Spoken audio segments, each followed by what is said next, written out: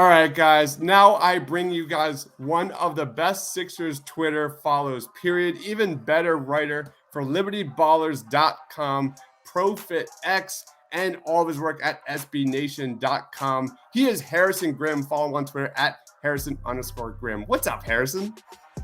Hey man, I really appreciate you having me on. I'm really excited to talk about the Sixers and more topics more than other. Some topics are a little bit repetitive, but I'm really happy to be on, really happy to be talking Sixers with you. Thank you, man. Thank you so much for joining.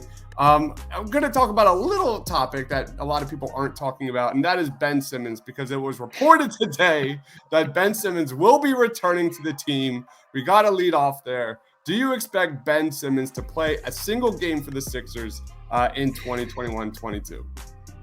That is quite the question, and that's the question that we've been hearing for the past however many months. In my personal opinion, I don't think so. I think he will return to Philadelphia and be with the Sixers in some capacity.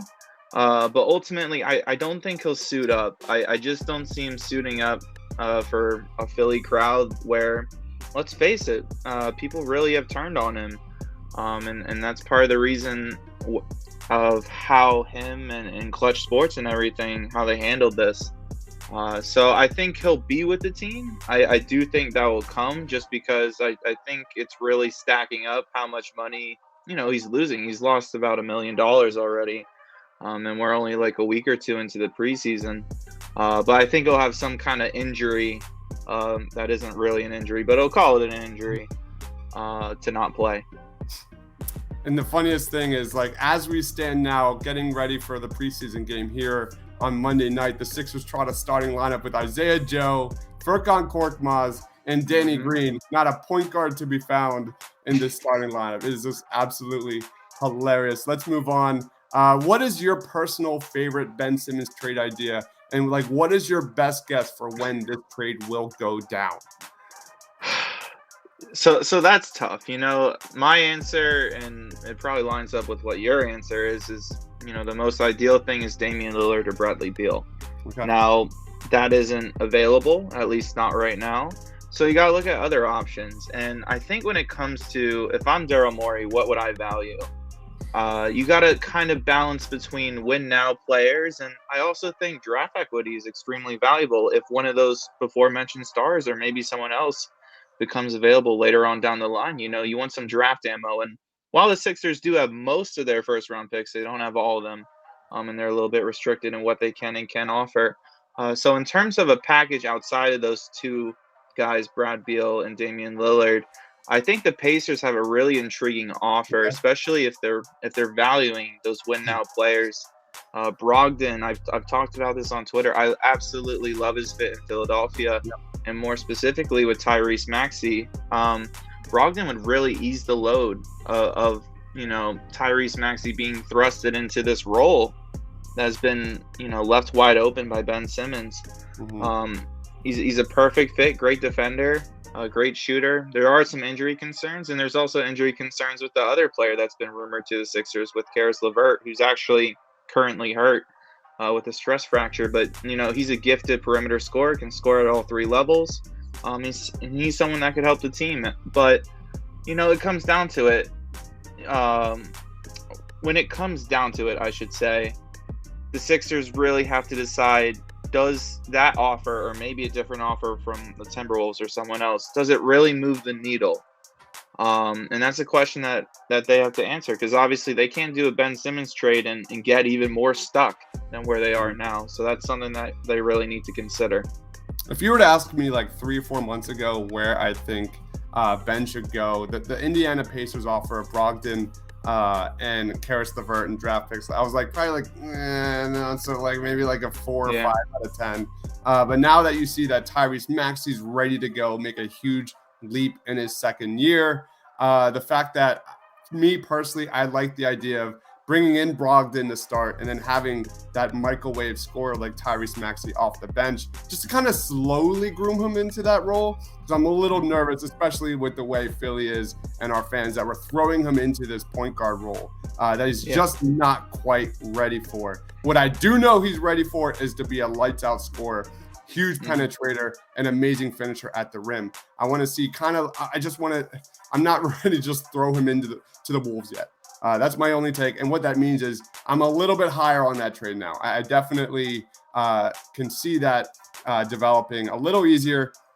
However, if you were to ask me 3 months ago, I'd be like, wait, sit on it, wait. And let's see one of these disgruntled stars request a trade in a month or so come November, December. Let's move forward. Speaking of Tyrese Maxey, what is your realistic projection for Tyrese Maxey, and how good could this guy be this season?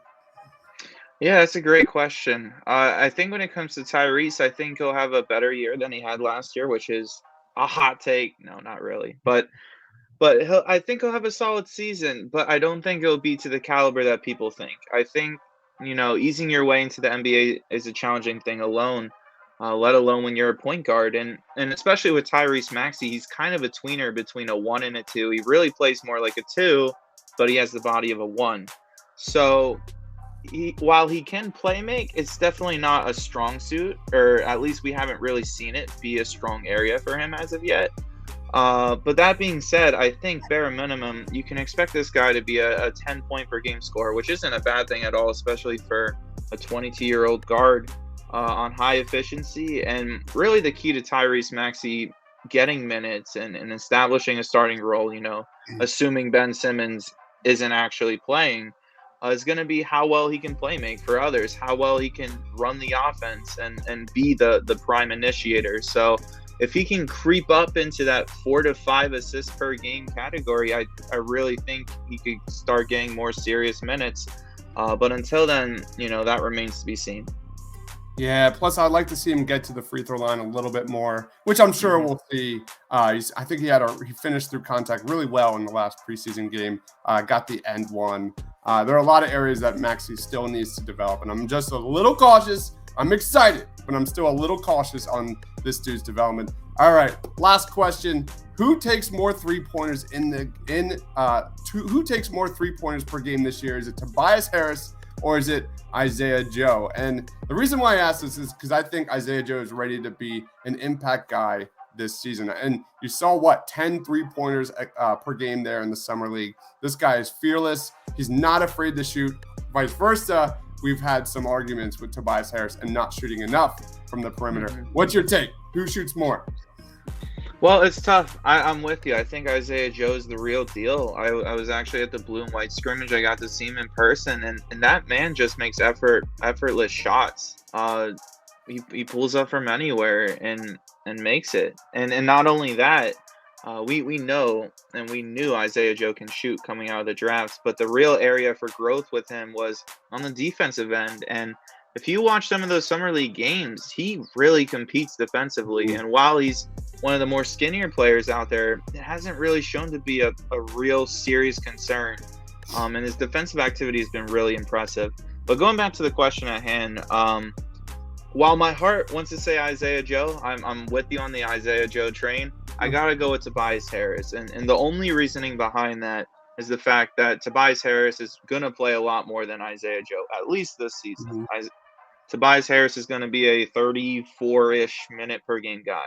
Isaiah Joe right now is looking on the outside of the rotation. I think he should be in it. I'm not saying he shouldn't be.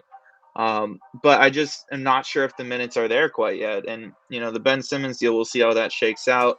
Now, if you're talking about per 36 minutes between Tobias Harris and Isaiah Joe, if they're playing on an equal playing field in terms of playing time, I'll definitely go towards Isaiah Joe. Because like you said, he's fearless, and he has that shooter's mentality. He'll just forget the misses and keep jacking up shots. So, but I will go with Tobias Harris.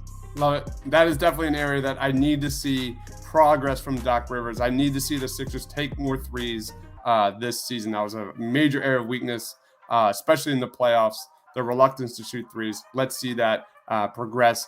But guys, follow my man Harrison on Twitter at Harrison_Grimm. Like every single time I see breaking news, my man is covering it. Harrison, what do you got going on, man? Where can we find you? Yeah, you can find me on Twitter at Harrison_Grimm. That's with 2 M's, just like the fairy tales. You can find my work over on Liberty Ballers. I do writing for them. I also do some film breakdowns, some film highlights, and also you can check out my work at ProfitX, where I do kind of more general NBA stuff and kind of cover the league as a whole. So you can check me out there. Awesome. Thank you so much for Harrison. Catch you next time.